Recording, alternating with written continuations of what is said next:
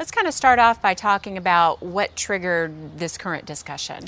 Well, you know, we were headed for a default with our federal debt and deficit situation, and Congress and the President came to an agreement with something called the Budget Control Act in August.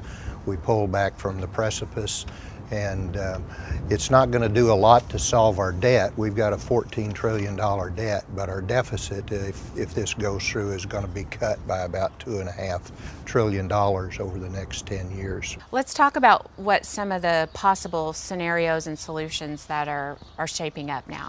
Sure. You know, there's a plan in the act that says they have to follow this schedule. So by the 14th of October, the committees of Congress and the super committee that's been designated to come up with a plan for both the House and Senate are going to have to begin to focus in on what will be acceptable. And so by the 14th of October, it could be that the House and Senate Ag committees will deliver to this super committee the framework for a new farm bill, even though we don't need one for at least another year. Alternative to that is they could just have a laundry list of things that they want to see cut. An alternative to that is they could decide to do nothing, and if they do nothing, there's a big hammer hanging over Congress that says automatic cuts will take place, and very few people really want that to happen. So by 23rd of November, a month later, Congress has to, the super committee has to come out with, okay, this is the plan. And it could be including things like a new farm bill or piecemeal.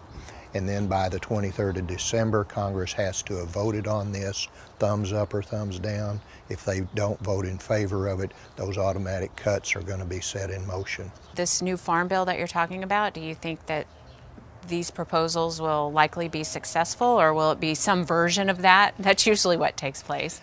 They're talking about some very major changes, and I think that'll be something that viewers will want to stay tuned for over the next week or so to see what might be happening. But you know, the real fear among so many in Congress and outside of Congress is that phrase automatic cuts.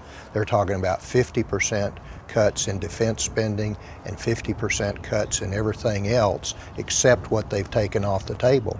And what they've taken off the table are Social Security, Medicare above a certain cap, Medicaid, other social programs such as food stamps, the Conservation Reserve Program contracts that are in force. So it really narrows down and magnifies the cuts that have to be taken in all the other areas, so they won't be insignificant.